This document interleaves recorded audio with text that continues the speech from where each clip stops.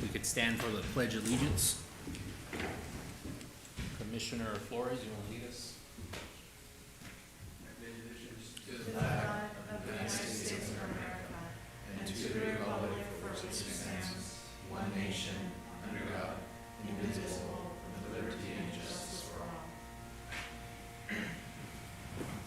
Thank you. Can we have roll call? Chair Cameron Carrizales, Present. Vice Chair Aaron Todd, Commissioner Ashley Connolly, Present. Commissioner Derek Farage, Commissioner Alex Flores. All right, thank you. Moving on to item 4, consent calendar 4A. Do I have a motion to approve minutes of our May 21st, 25 regular planning commission meeting? I'll make a motion to approve the minutes. Do I have a second? I'll second. All in favor, say aye. Aye. Aye. Passes 4-0. Item 5, oral communication. This is opportunity for the citizens to present on comments not related to agenda items, but within the responsibility of the Fillmore Planning Commission. Each speaker is limited to 5 minutes. We do not have any speakers today. So we'll move on to item 6, presentation, 6A, GIS update and demonstration.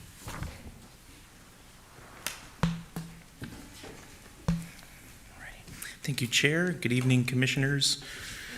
Sorry, let me get my presentation here.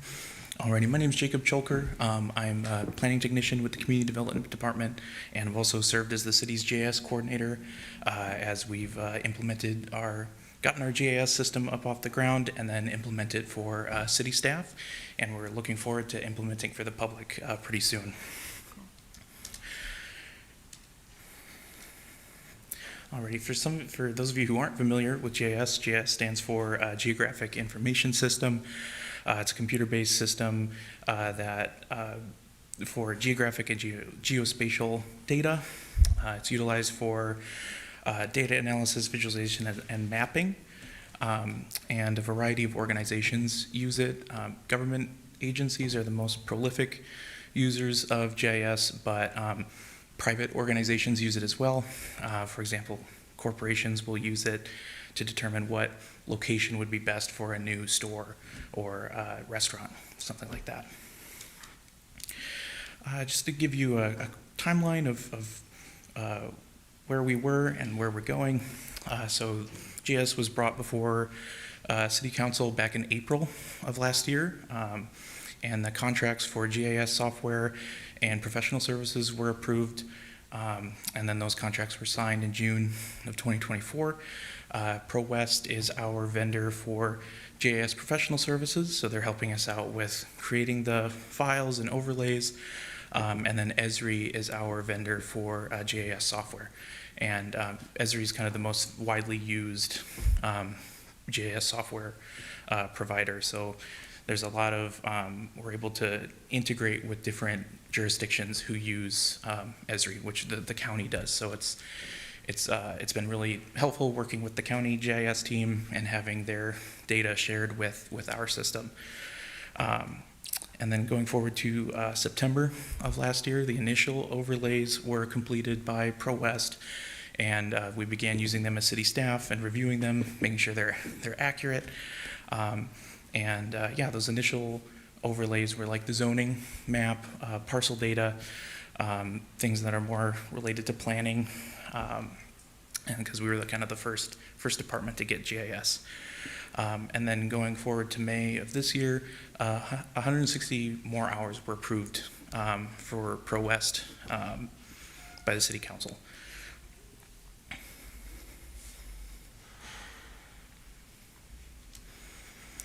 And then I just want to give you an overview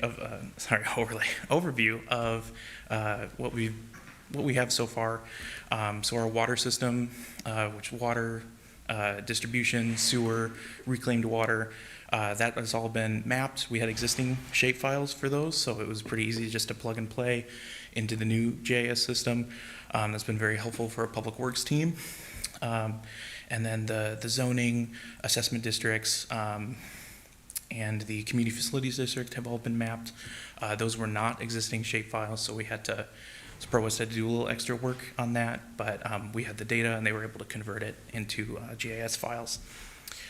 The fire department has made use of a weed abatement tool that was created for us by ProWest.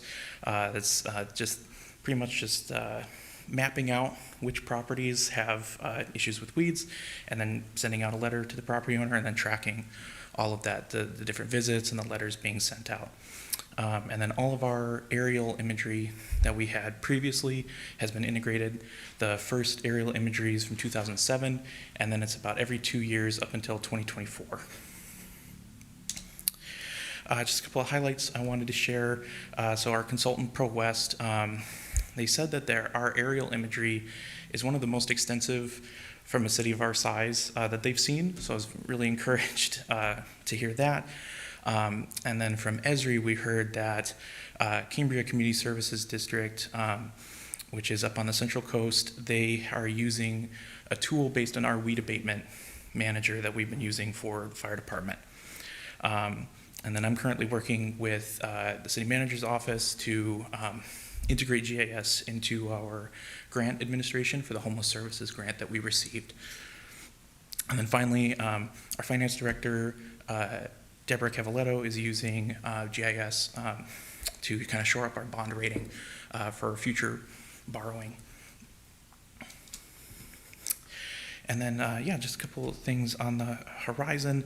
The public viewer, like I said, is probably the biggest one that we're working on right now. We're hoping to have that available to the public by August, September. And so anybody will be able to use it. It'll be on our website. And you'll be contractors, developers, property owners, they'll all be able to use it for their benefit. The other overlays that we're working on right now are the general plan maps. There are several maps included in our 1988 general plan, and then the updates to our land use element, that those are currently being mapped into GIS. And then finally, just started working on a finance viewer for the finance department, so they'll be using it to track business licensing, water billing, and as I mentioned previously, for our bond, using it for a bond rating.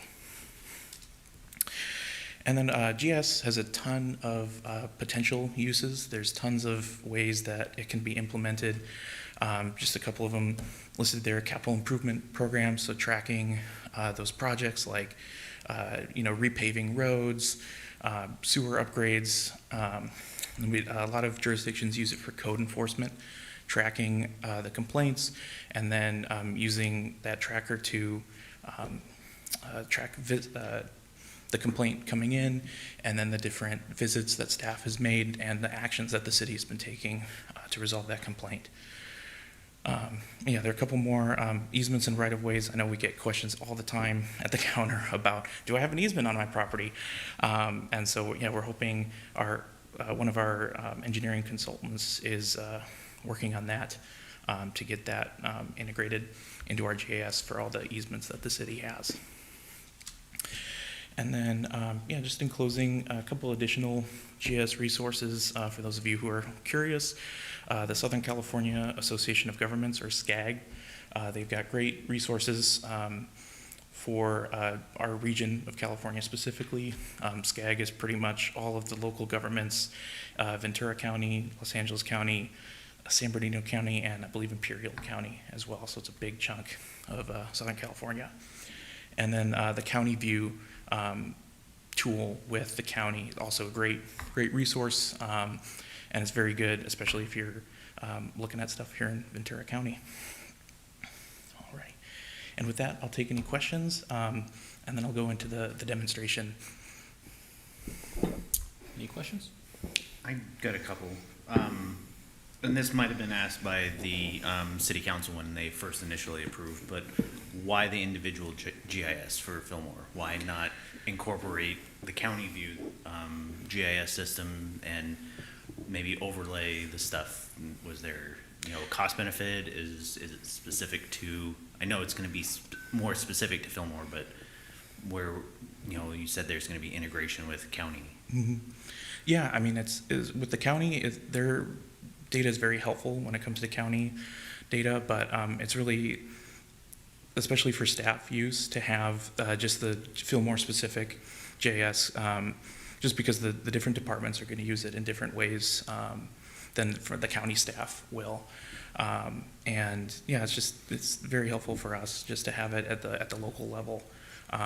But we can rely on our partners at Ventura County as well. Is it going to incorporate some of the things like aqueducts? You know, they have like the Fox Canyon, they have Cayugas, you know, water districts in the county view. Some of that kind of overlaps, and maybe not those specific, but overlapping zoning from the county view. Is that going to be incorporated into our GIS? Not the zoning from the county, but we have already incorporated the tax parcel viewer, which comes from the assessor's office, and then also the county road data. Yeah, just because the big reason we went with the county road data is because Esri, their base map for Fillmore is not accurate, especially when it comes to the Heritage Valley Parks area. Since it's so new, all the roads are mislabeled down there. So the county has them labeled properly. So we've integrated those two items into that. And I'm sure there are more things that we'll discover we can integrate with the county going forward too. My second question, with the business licensing, I think that's a really cool idea. Is it going to be just internal for the city staff, or is it going to be available for the public to go, hey, this business here on A Street, does it have a active business license? You know, that's it. I mean, it'll probably be just for staff use as for now. But yeah, I mean, it is something that could potentially be on the public viewer, just with not all the information that comes with the business license. But yeah, that is something that we could explore. Okay. And then just the last one regarding the updating of the images. You said so far it's been, looks like every 2 years since 2017. Is that going to continue where it'll then show out, you know, at the heritage build out, and once North Fillmore starts, they'll every 2 years or so we'll start seeing updated images? I'm not sure as far as that. As far as we'll keep our calendar. It would be nice to, especially with all the new homes being constructed in Heritage Valley, and then also the new development up at Williams Homes. But yeah, I'd have to defer to Kevin on that one as far as the aerial imagery goes. Thank you. I actually do have a couple questions. Yeah. And so the Ventura County one is kind of like you check different boxes and it'll show like a purple outline or, you know, whatever, depending on the different check marks. And I can understand why you may not want to overlap them because there's like 100 check marks on the counties. It's like overwhelming. But I don't know, like Zemus in LA, for example, it's not I don't know if it's a GIS, but you can click on a parcel and then it'll like kind of list all of the applicable like ordinances for that property and kind of give a little bit of property history. I know you were saying that it's integrated with the assessor parcel maps, but is that kind of capability going to be kind of integrated too, where like if somebody wanted to develop a project on a property, they could have sort of like, I mean, I know we don't have coastal development, but you know, for example, this property will require coastal development permit, it'll require, you know, XYZ. Yeah, I mean, with the public viewer that we'll have, it will have all of the property's attributes as far as assessment district, general plan overlay, zoning district, and then whether or not it's in a FEMA flood zone or a high fire hazard zone. Yeah, as far as I know, I've used City of LA's GIS when I was in the private sector, and I believe they have their own kind of GIS system that's not Esri and that they've just kind of built, which, you know, they're a large jurisdiction. They have the resources to be able to do that. But yeah, we will have that, and I'll be able to show you that too once we get to the demonstration. Cool. Any other questions? I guess. Yes. Mm-hmm. I had one more question. How are the overlays being determined? Are they being like directed by city council or just kind of as needed as the staff works with the program? Yeah, so it's pretty much staff input, but we do welcome any, you know, planning commissioner comments or city council ideas for overlays. But yeah, we had 17 that we had initially requested that were just, I'm not sure who exactly we asked, but I think it was all staff contributing to the list of the original requested ones.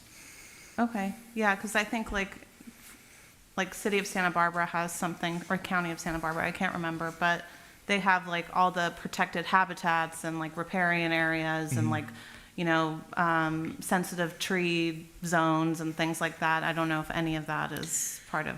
Yeah, we'll have those type of, like, the sensitive areas, those are identified in the general plan, and so that'll be part of the general plan Oh, okay. overlays. Great. But yeah, let's, if there's no further questions. Yeah, go for it. Okay.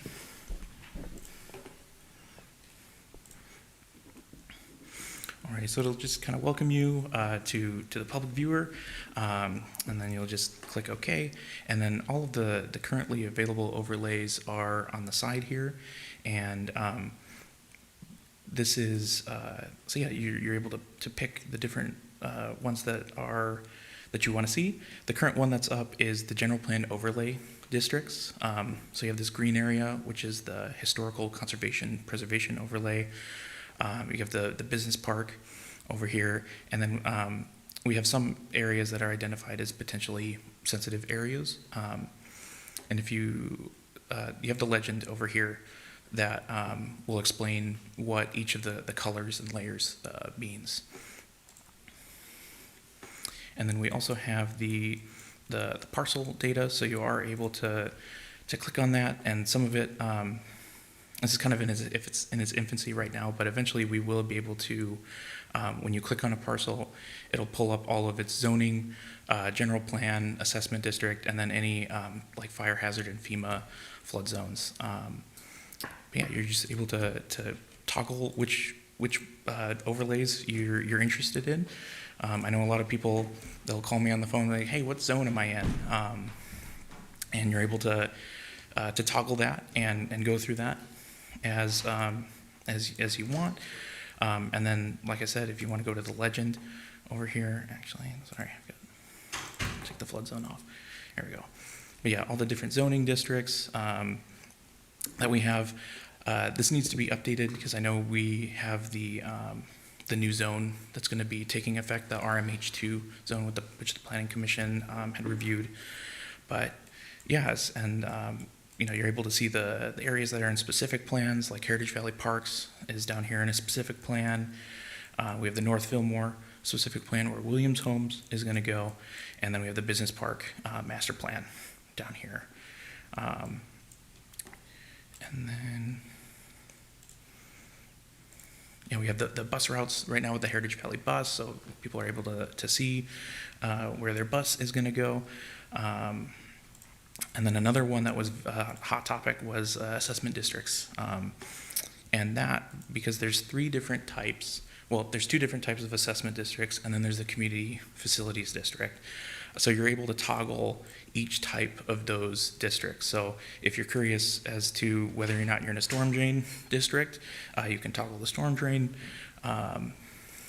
Same for a community facilities district, and then also for the lighting and landscaping districts. And then I know another one that we've been discussing a lot here at the city too is the fire hazard map. I did provide the Pro West with the updated fire hazard map last week, so they should be doing that soon. But yeah, this is the previous one, so it's not accurate as of July 1, but we will get the new one in there eventually. And then, yeah, then we have the flood hazard zone. We have the different areas of the city that are protected by the levees that were constructed. And yeah, it shows the outside of the city as well too, because that's a map provided by FEMA. Yeah, is there any further questions? So sorry, this is not available to the public right now? Not yet, no. Yeah, this is just a demo right now, and yeah, we're working on polishing it up and making sure all of our data is completely up to date. When is it estimated to potentially go public? I'm hoping August. Cool. And if not August, hopefully September. But yeah, my conversations with Pro West, I'm just like, really would like this for August. And yeah, they're hard at work, trying to make that happen. How will the public know it's up, it's there for them?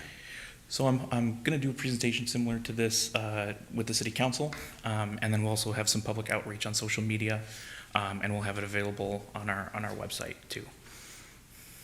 Great. Any other questions?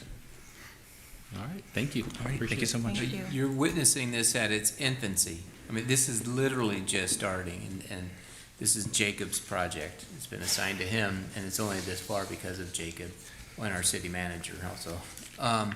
So we're just starting. So on the overlays, we'll have more and more overlays as time goes by.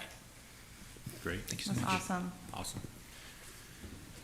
All right, that takes us to item 7, public hearing, 7A, public hearing consideration of a resolution recommending zoning ordinance amendment 25-01, 25-981, and updating the Fillmore Municipal Code to comply with state law regarding accessory dwelling units and finding exemption from CEQA.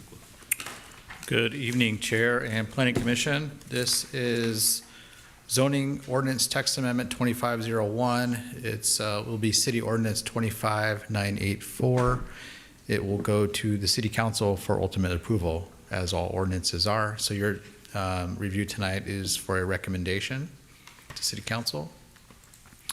Just a little bit of background. The ADU laws have been in effect now for over 5 years, 6 years. We had last amended our ordinance in 2020, and the state pretty routinely adopts new ADU laws and housing laws in general over the years. And as that happens, we go back and revisit our zoning code to make sure it's updated, consistent with state laws. And that's really what this is just to capture all the latest changes in text from state law and brought them into our local ordinance here. Again, it's 25981. Just give you a brief summary of what the text changes are, and we can pull them up if you want to look at them specifically. It'll provide references to the latest government code sections, which has become quite extensive, actually. It clarifies the maximum size for an attached ADU. It adds section 3J related to nonconforming conditions and health and safety corrections. It adds subsection 3.1 requiring underground installation of utility service lines. It adds subsection 3N specifying height allowances that increase the permitted heights. It eliminates the requirement for owner occupancy of either the primary home or an ADU under subsection 3R3. It adds clarifications under subsection 4A and B requiring junior ADUs, and it deletes the expansion of 150 feet as that only applies to ADUs in this section. It clarifies subsection 4E as to the requirement for owner occupancy where you have a junior ADU. It revises section 4H2 to provide for the same height restrictions for JADUs as for ADUs. And it clarifies section 5AI such that expansion of JADU is limited to ingress and egress. Subsection 5A4 is clarified to provide that the existing single-family developments can add detached ADUs up to the number of units that occur on that lot, up to a maximum of 8 units. Revised section sub 5B to provide that construction of an ADU shall not require fire sprinklers to be installed in the existing unit. So if an existing single-family home, primary home does not have sprinklers, the ADU will also not have sprinklers. It revises definitions of accessory dwelling unit and tandem parking consistent with state law verbiage. And then finally, subsection 6104-9610A would be amended to provide a definition of an ADU. And again, these were all done consistent with current state law. Staff has determined that this is exempt under the California Environmental Quality Act. It does not provide an actual development project. It's really just the regulation standards for ADUs throughout the city. didn't trigger any CEQA review. Tonight, our recommendation, as written in the staff report, is to make a recommendation for approval to the city council. However, we've received a number of comments on the ordinance, and we would like to suggest that we come back. We'll open the public hearing, and that your recommendation would be to come back at the next planning commission hearing, and we can provide we can provide the attention that's needed to the comments. I counted, I think, 42 comments. Those were given to you tonight, so you can look through those, digest them, propose any new comments you might have to us, or generally open it up for discussion. And we can kind of walk through some of the comments you have tonight. But again, we'll address them in more specific detail when we come back in writing, which will include any edits we might make to the text itself, and have a chance for the city attorney, the director, and myself to really think about any measured changes we want to make given these comments, and then also present that in another notice so that the community has a chance to review those if need be, if we make changes. So that's our suggestion tonight, is instead of recommending that the city council approve this, we would suggest that we open the public hearing, provide any comments or questions you have tonight, and then continue the hearing to the next meeting. And with that, I'll be happy to entertain any questions. Any questions? Other than My question. the list of questions? I have a couple ones that, Sure. so the first one I had on section 3.1 regarding utility line undergrounding requirements. Yeah. So this would be, one, it was stating that, that it has to be to the nearest existing suitable pole off-site. Correct. Who determines what's suitable? Is that the staff, or is that the utility? It's usually the utility. They'll look at what service is needed and where they can pull that energy from, based on what poles are out there. So not every pole will have the power that's needed. So it will come from them typically, and we'll often work with Edison if need be.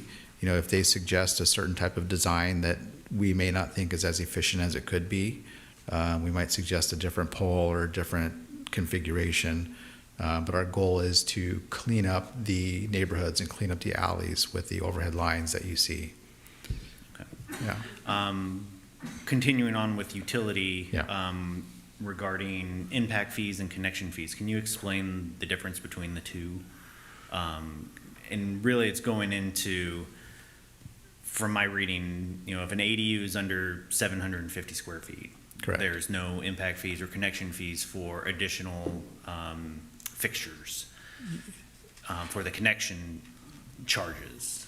But at what time does it determine, you know, if they're adding a bathtub, a toilet, you know, a powder room sink, a kitchen, you know, a small kitchenette, you know, at what point is it more load on the sewer system and water system? Yeah, well, they'll pay the rate of what use they have. They'll pay their water bill and they'll pay their sewer bill. So the amount of water they use, it calculates out into the amount of sewer effluent that the house has, typically. So that's captured with the water usage that they would have. They're allowed to tier off of an existing meter from the primary house. So there isn't always a charge for a new meter, a new connection.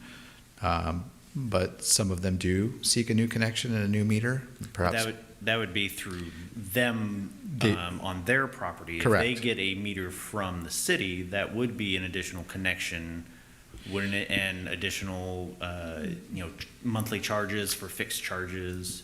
the meters are paid for by the homeowner. Okay. So the city doesn't provide a meter, they pay for it, and they pay for that connection at that time. And then they pay their bill based on the actual usage. So there could be potentially 2 meters on a property. Correct. 2 monthly charges for fixed cost and then their usage costs. At this moment, yes. Okay. Yeah. And then when it comes to, you mentioned impact fees, you're correct, 750 square feet or more would pay your typical impact fees. Okay. Knowing that, a lot of the architects will design it at 749 square feet. We get a lot of those. Darn those loopholes. Right? Same amount of bedrooms, same amount of bathrooms, connections, but Yep. miraculously, it's, half square foot below.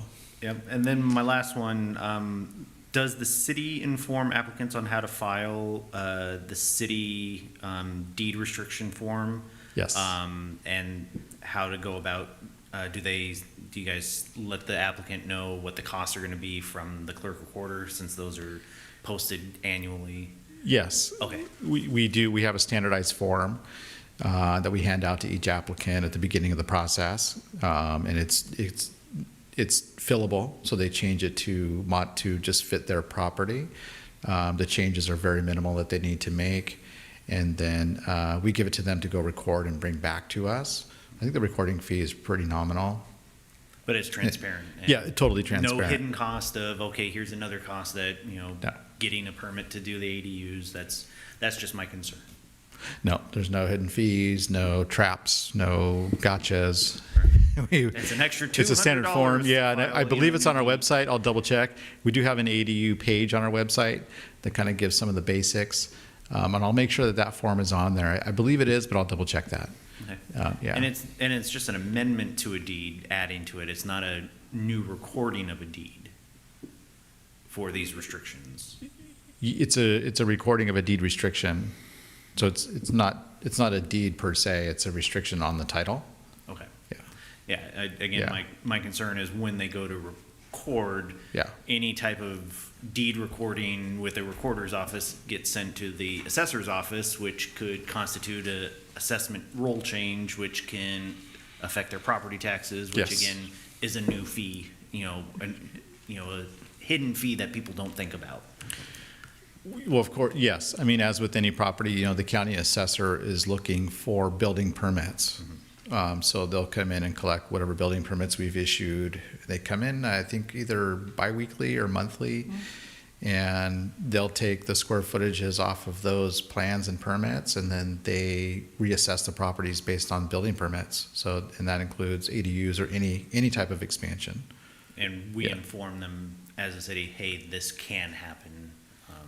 Talk with the assessor for Sure. questions. Yes, Okay. yeah, we generally, as the discussion happens, you'll get reassessed as you increase the value of your property or add improvements to it, sure. Right. Yeah. Thank you. But it's not the deed restriction process per se that catches it, it's the building permits. Right, Yeah. but I do know from working on the tax side. Yeah, you see it. Change of Yeah. any type of deed, quitclaim deeds, or any, trust deeds. Yes. Deeds of trust can look like a change of ownership, which Yes. could cause True. full reassessments instead of just that reassessment on a 749 True. square foot ADU. And there are provisions now in the most recent state laws that do allow accessory dwelling units to be sold, so long as it meets certain requirements. Okay. So But yeah. we as a city are restricting that to say you can't sell that additional dwelling unit. If it meets certain criteria Oh, under a subsection of the state code, then it could be sold okay. separately. Yeah. There's a whole series of criteria. We haven't seen that yet, and it's pretty challenging.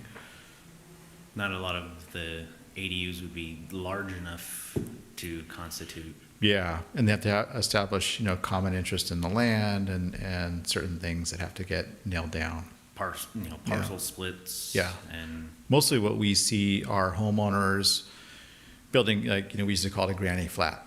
It's something to move in, grandma, because, which is great. Keep the multi-generational on the property. Right. They help each other out in terms of paying the property taxes, things like that. Or you have, the investors. We do have a lot of that. We have a lot of owners of property here who are always looking to increase density to improve the rents.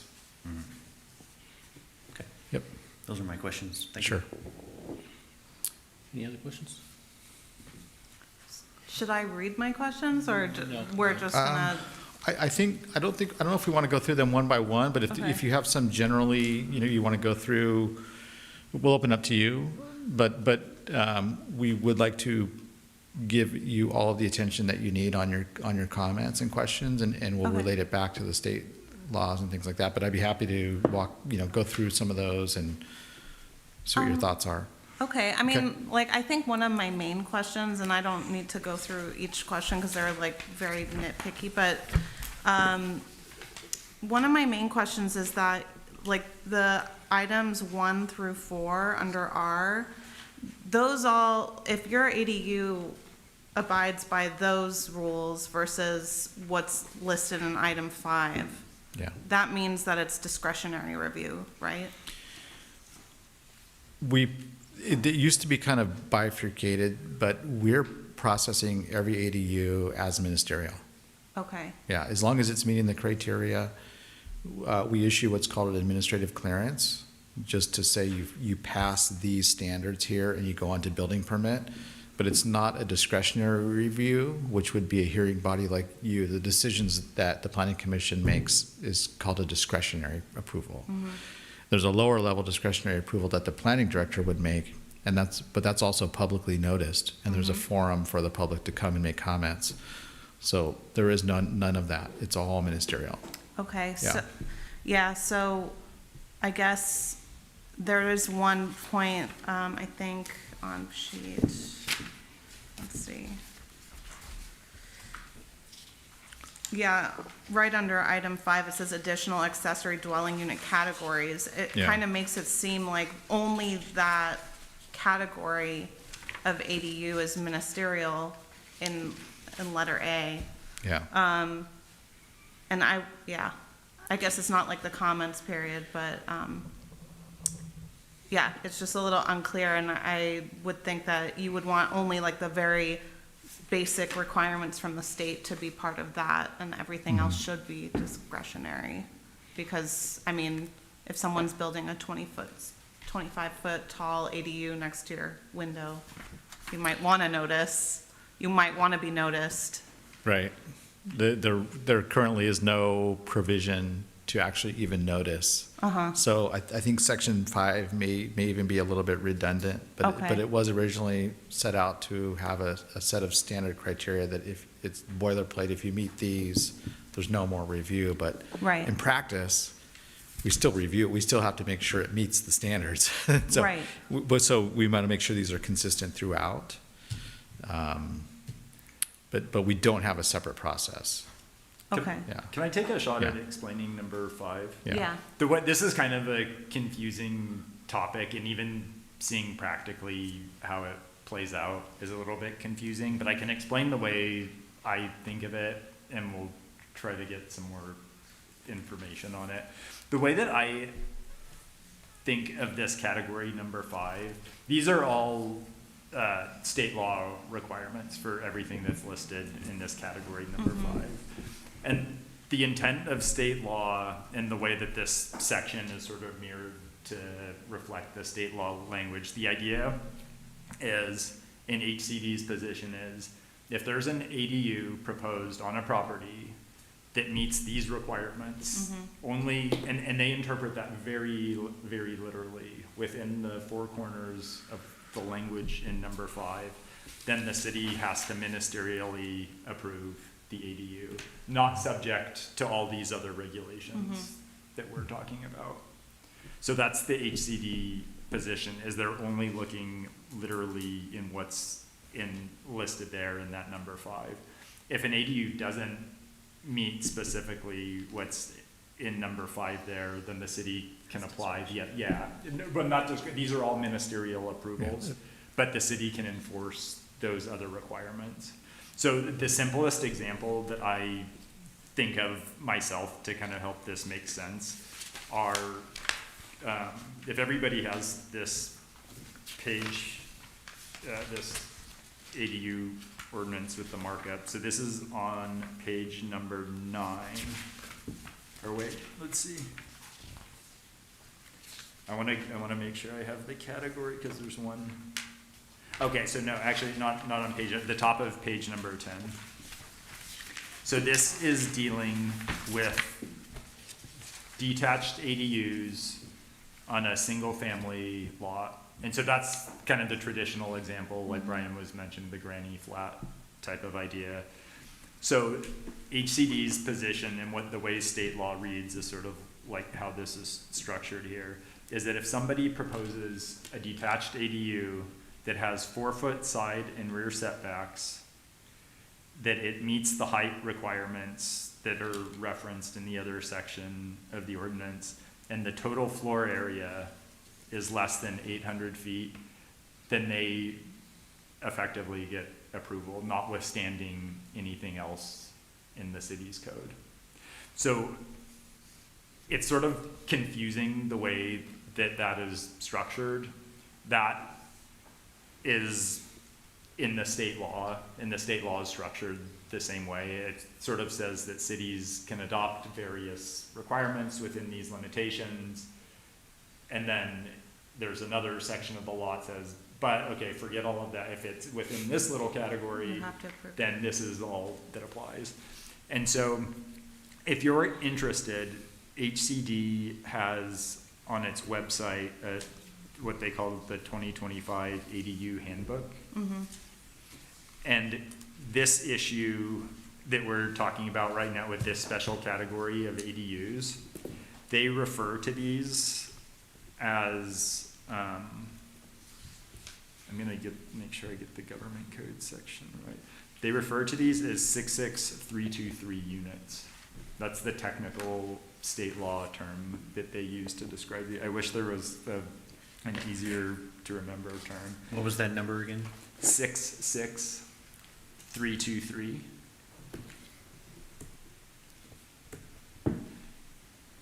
And so the way that they define this is one of, and this is this HCD handbook document. The way that they define those units are one of the 4 delineated types of ADUs and JADUs that must be permitted to Government Code Section 66323. And by the way, I should mention, this handbook is a helpful resource for understanding ADUs and a good explanation of the state law. It's been revised a couple times. I should also mention that this is HCD's interpretation of these laws, so it's, and they're, they kind of have their own slant on it. The state law is what it is. There's, some things or some of the terms in state law are clearer than others, I'll say. So that's something to keep in mind too, that this is their interpretation. But in any case, in that handbook document, they have a section that sort of describes those 6 wait,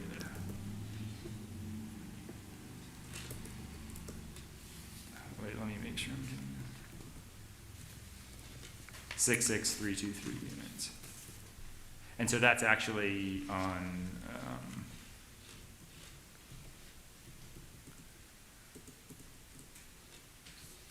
I can give you the page reference too. So that's at the top of page 18 in that document online.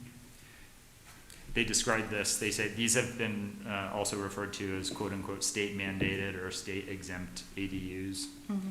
The government code section creates 4 categories of ADUs that must be approved ministerially and are not subject to the standards set forth in other provisions of the government code. For example, 66323 units do not have to comply with lot coverage, front setbacks, and design standards. Oh.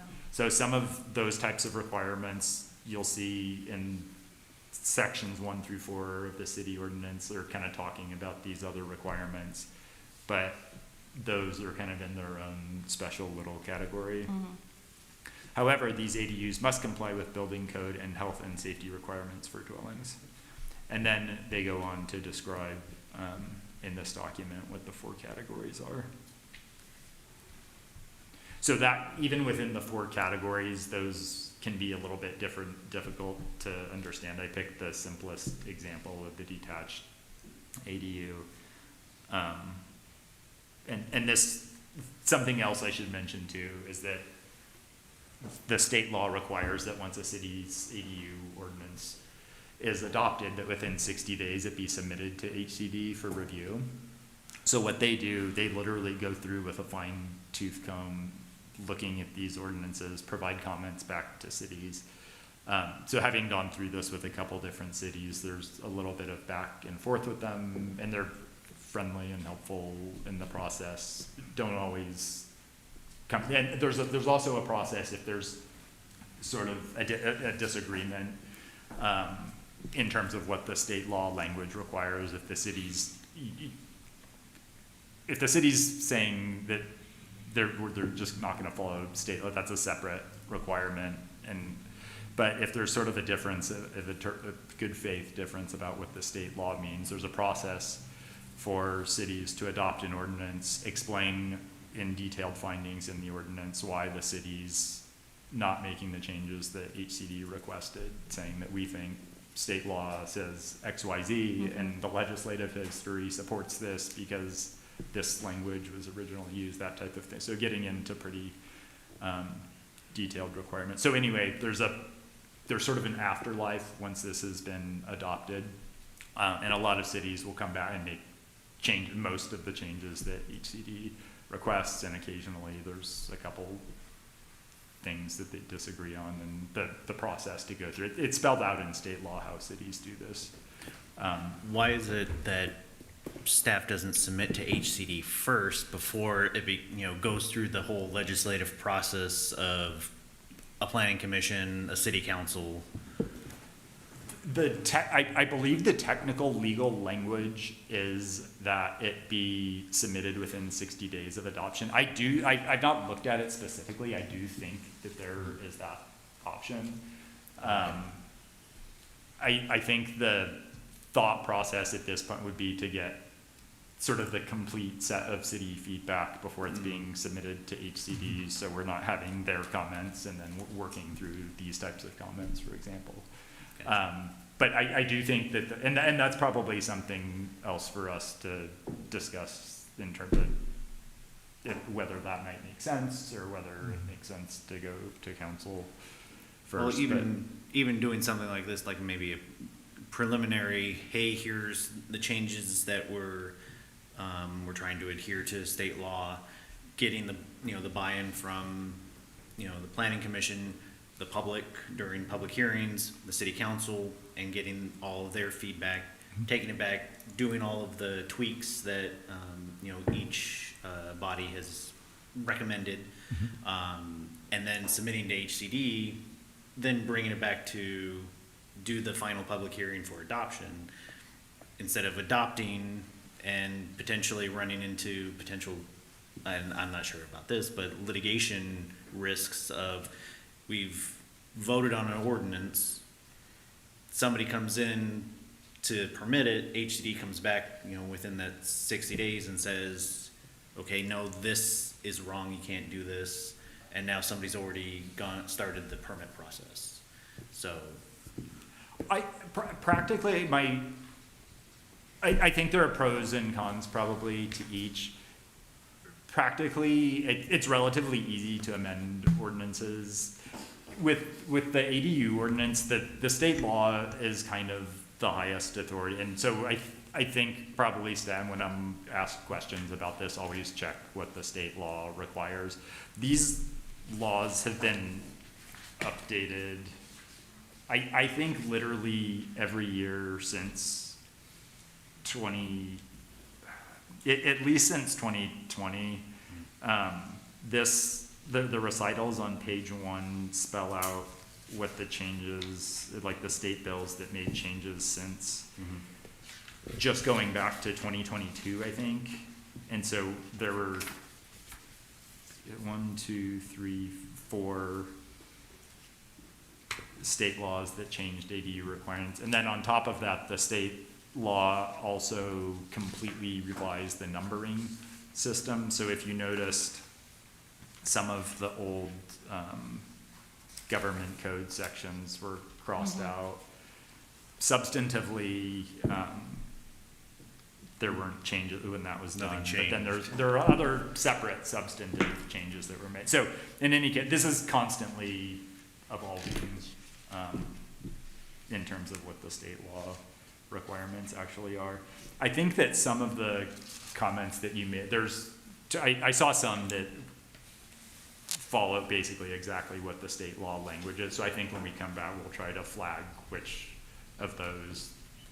Are that- required, Yeah, right, where it is literally what the state law is. And Yeah. I think possibly trying to go into too much detail, like parsing that too much might be viewed negatively by HCD.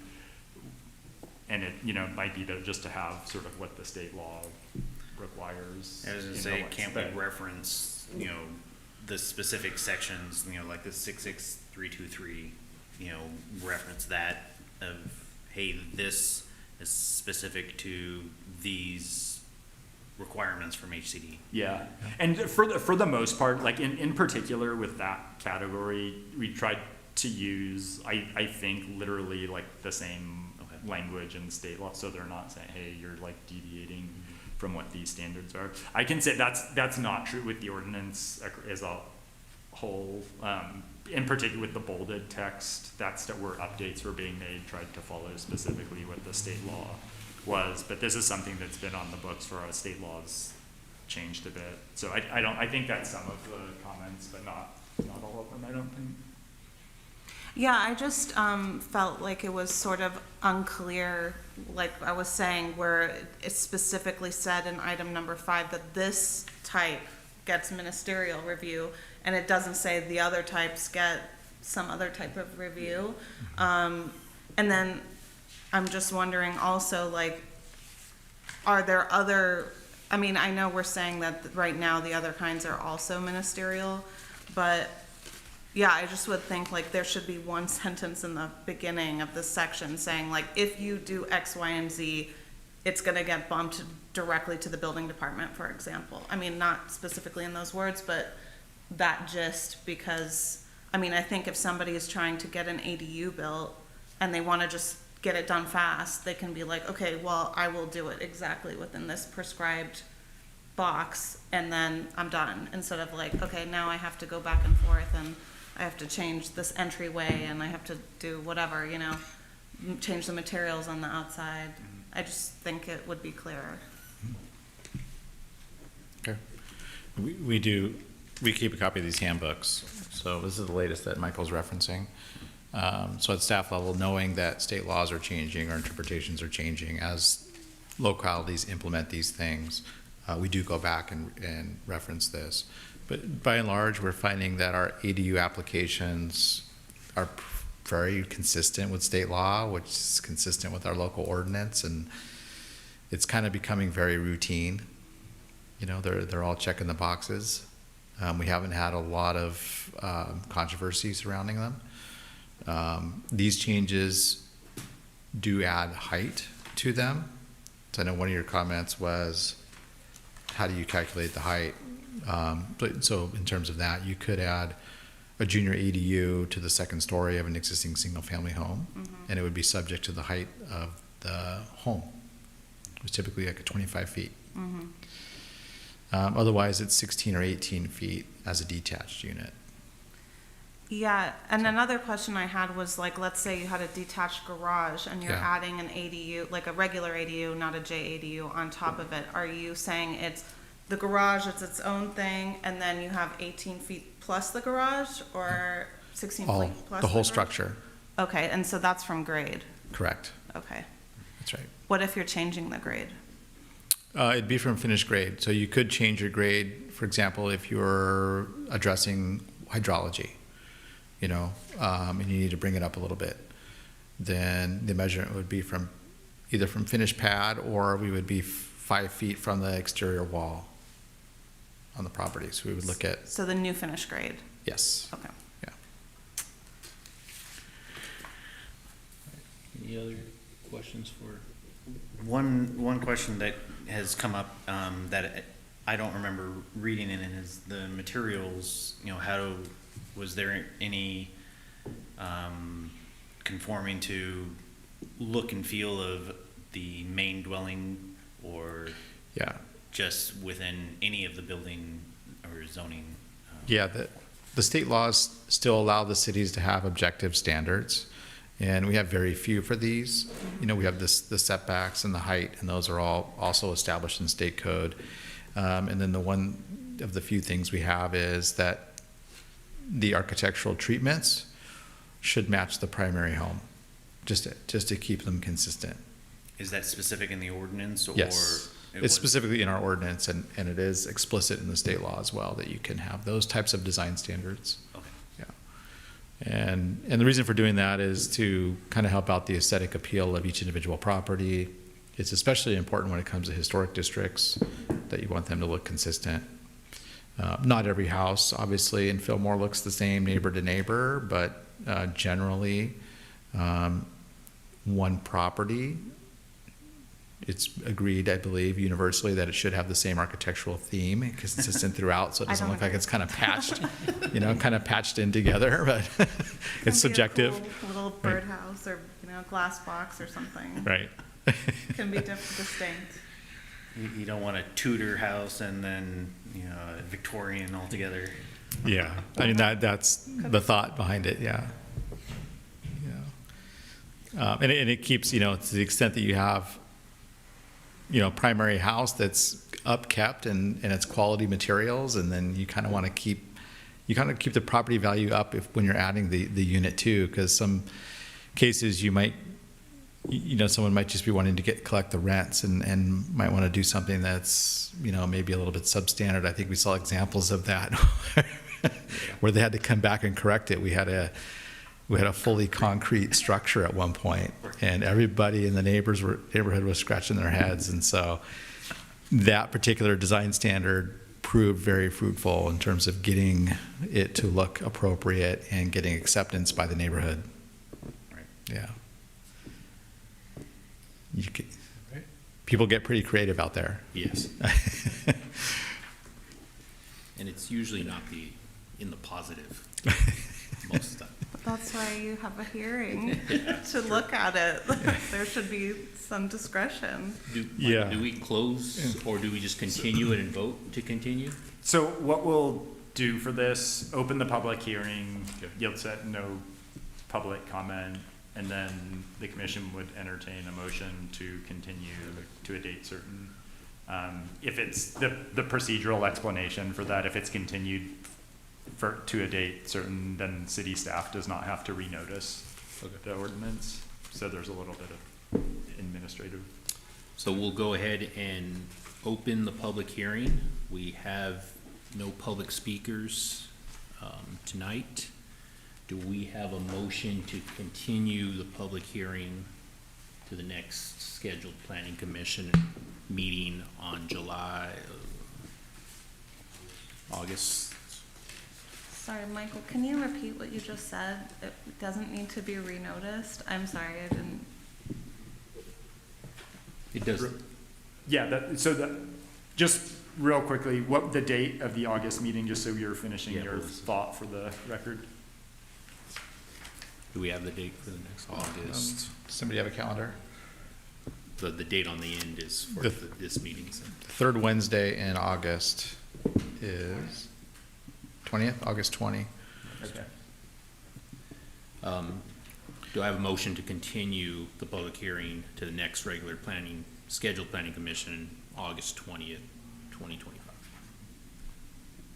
Okay, thank you. And so we can just, and real quickly before the motion, the explanation is that if a public hearing is continued to a date certain, it does not have to be renoticed by city staff. Okay. If it is not continued to a date certain, then staff would have to go through the public noticing process again. So what we're proposing right now will not need to be renoticed? Yeah, and that's what's typically done for meeting Okay. continuances. Yep. I'll make the motion to continue the public hearing until the August 20th date. Do I have a second? All in favor, say aye. Aye. It's continued by a vote of 4-0. All right. Thank you. Thank you. That moves us to item 8, reports and communication. 8A, planning commission brief reports. Any reports from any of the commissioners? Nothing? All right, moving on to 8B, director brief. Kevin?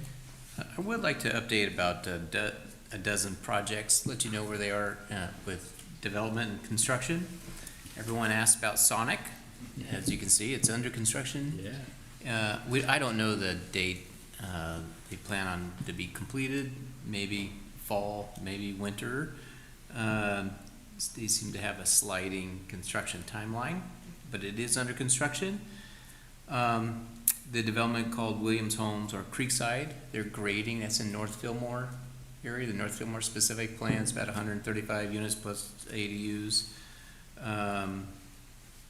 There's a lot of grading, and they'll be doing a lot of grading all the way through October. So there's still a lot more to go. The subdivision called the Bridges, the bike path is under construction. It's about a mile length of bike path on top of the levee. It's gonna take about 6 months to construct. And then the Trestleway entry, right off of Highway 126, about 2.5 acres. That's in construction plan check. Probably this time next year, it'll be under construction. And the Bridges subdivision also includes a park. The park right now is called Levy Park. It's about 9 acres. It will have a basketball court, 2 volleyball courts, tot lots, a parking lot. And then it has a very large retention basin, which doubles as soccer fields. So there's soccer fields for under 12. Probably this time next year, those plans will finally be approved and they'll start construction, maybe this time next year. That project has about 66 more units that need certificate of occupancy.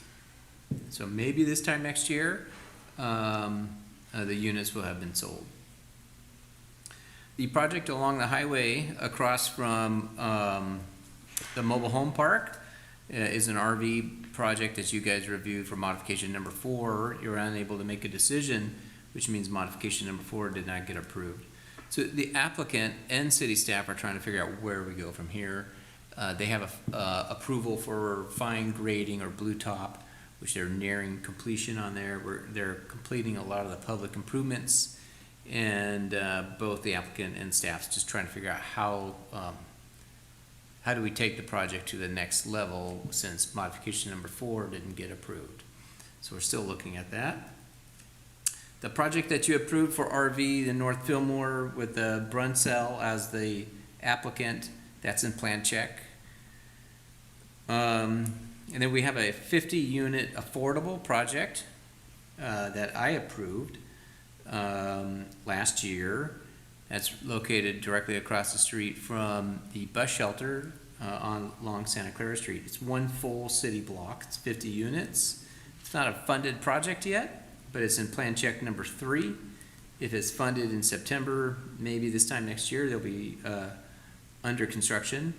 It requires demolition of the buildings, which they're pursuing now, and relocation of some residents. So they have a relocation plan per the federal laws, which they'll be following. We have another affordable project that's, an application has been made, but no plans, by the development or developer Many Mansions. It's located along the railroad property, north of Santa Clara Street, at the corner of Mountain View and Santa Clara Street. It's about 2 acres, 50 units. I don't have plans. I kind of have an idea of what it'll look like, but I don't have everything. The housing element that you recommended approval with, that's required zone changes, and that went to the city council. That got approved by the city council, and then Brian submitted the entire housing element and that information to the state of California HCD. And then we are going to be processing a new building code. We hope to get that adopted in December. And we're finally going to hopefully have a code enforcement consultant, a contract staff person we need to go to the city council with that. So we've been operating for about a year and a half without a code enforcement person. Jacob and I have been doing code enforcement, and hopefully we'll get a contract staff person for that. I'll take any questions you may have. What's the status of the fire station or mini fire station within the? A sub-fire station in the Bridges subdivision, no plans have been submitted. Nothing, we only have about $500,000 to build it. So the intent of it was to be pretty much just a carport and a studio apartment and a pickup truck. Right, that's when we did the environmental document back in 2001, that was the intent of it. But things may have changed since that time, and if it's larger, then that will need more funding than what we have today. So right now, nothing. Okay. Thank you. Any other questions, comments? I have two quick questions on the projects. So the Creekside, doing the grading, is there any plans for potential fixing of the roads, because they're going off of Old Telegraph, with all those big trucks and every day probably good 20, 30 trucks constantly? We have received significant complaints about the damage of the road and dust. They've already repaired some portions of Goodenough Road. When the project's completed, they'll repair the rest, but where there's significant damage, that's already been repaired. We are constantly updating the dust control issue. It's not as bad as a problem as it was a week ago or 2 weeks ago, so we may have a little bit of a handle on it, but that will be a persistent problem. Yeah. And then this could just be my ignorance, but the big giant pile of dirt on, let's see, we're going westbound on the, is In this that SP? all from, yeah, in this SP? Is Do you- that all the Brian may know grading, more or than is I that do. something different? I've seen them working on it the last couple days Yeah. with their excavators. That's that's in the county, and it's a county issued Oh, okay. conditional use permit for them. It's a mining technically, and that operation would also be able to mine for flood control in Sespe Creek. But they are the contractor doing the work on Creekside. Okay. So they're coming in and they're screening all the soil at Creekside and pulling out the rock, because they go resell that rock in the secondary market. And then they kind of manage dirt around the region. So they bring in the clean fill dirt. So the rock comes out, and then those trucks are bringing dirt back in to bring the site up. And it's a whole operation, but yeah, that's actually a mining company. It's not even Williams Homes necessarily. That's the outfit doing it. So you see those stockpiles grow. They keep processing, bringing dirt back, and it's basically like dirt brokers. Yeah, I mean, I noticed going through town, into work, and Yeah. the Keeps excavators growing. are specifically working first thing in the morning, and it was Yes. like, oh, okay, what's happening here? So that's a county. That's a permit county that was- CUP, yeah. So it's managed, the stockpile heights and the dust and truck trips and those things are managed at the county level as well. Okay, Yeah. because I mean, we haven't had any major Santa Ana events.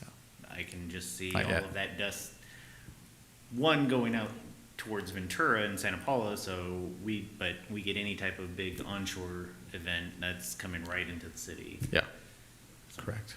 Yeah, and we coordinate with the county from time to time, so, we could contact the county and just make sure that they're upkeeping their CUP, that those piles aren't getting too high and that they're doing their own dust control. Yeah, in addition to Creekside, who, as Kevin mentioned, we've done quite a bit of an extensive dust outreach. Okay. And then my last one is, and this might be more for the city council, but we're gonna start getting into the general plan. One of the ones that we talked about is traffic. We've had a couple major accidents on 126, fatalities and everything. Is there any chance of moving that potential up? So Sooner. that's a circulation element. It's comprehensive citywide. and it's not pertaining specifically to Highway 126. So the city engineer, contract city engineers convinced us that we need to focus on Highway 126 and only that, and only the issue of safety. We have hired that company, Wildan Engineering, to address that particular issue, to come up with a plan. And then it's just the plan. It's going to cost a lot of money to implement it, but we need that plan, and then we'll seek grants. I can't remember the name of that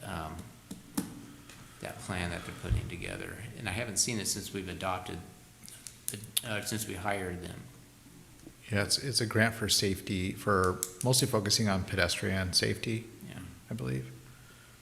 But, yeah, we'll be tracking that with with Wildan. And then obviously Caltrans manages most of the traffic level on the highway.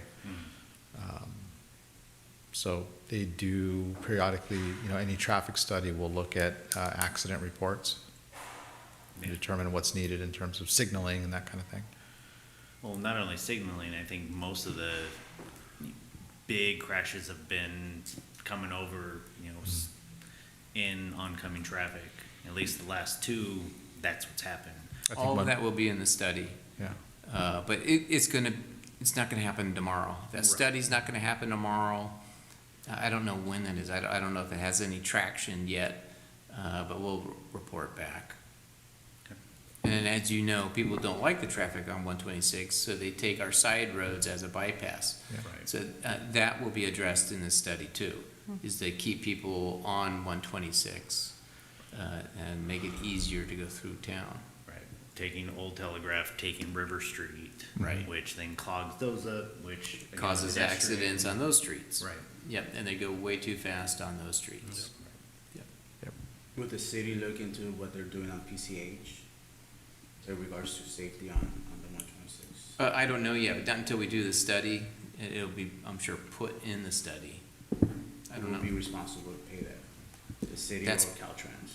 We'll, Or the state? we don't have the money, so we're doing the study in order to seek a grant. We can't, the grant's not available to us until we have this plan created. Well, right, but I think one other question, I think to clarify is, would that be the responsibility of the city to go searching for the grant for That's what we're doing. 126, or is that Caltrans, or? No, that's is it not, gonna be a this, partnership? we can't rely on Caltrans. They are not gonna do anything. Right. They're not. Yeah. So we're taking it upon ourselves to initiate everything. Right. And I think that one thing that the public needs to be aware of is we're working on that. We are That- working on it. Yeah, the again, city council especially- directed us to do that. Yeah, especially within the last couple of weeks with these Right. big accidents.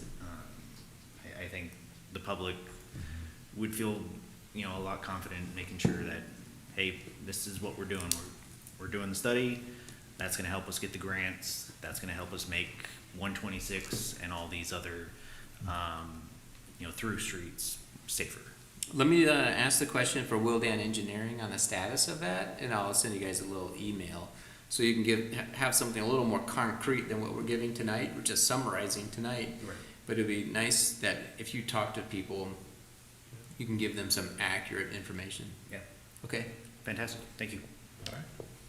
Is it possible to get any of the boulders that are being excavated from the creek side to go to the Levy Park development?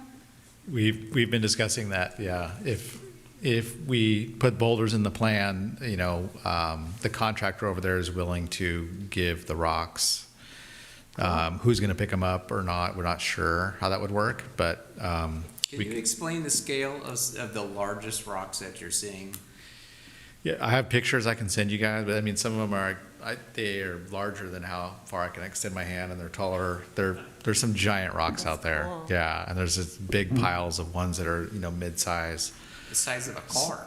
Yeah, so we've been talking a lot about using those rocks for benches and for kids to climb on. It's like they're great for just natural play areas. So if they work themselves into the Levy Park plan, then we have access to them. Yeah, we just need somebody willing to take a flatbed out there and pick them up and bring a crane over there and drop them off. That's great. Yeah, I hope they want to do that. I mean, it's like perfect. Yeah. There's so many of Yeah. them. Other question I had was, you mentioned that there's ADUs planned for the Creekside development, but I thought you're not allowed to have ADUs in the North Fillmore area. So then, was that before that restriction? No, it's in the amended North Fillmore specific plan it was adopted in 2022. It's been around since 2006, but readopted in 2022, and specifically allows for ADUs in the latest plan. And the ADUs are the major component for meeting the low-income housing requirement. But doesn't it say in this ordinance that they're not allowed in North Fillmore? Not until the sewer connection is made. Oh. So the developer is the one making Yes. that correction.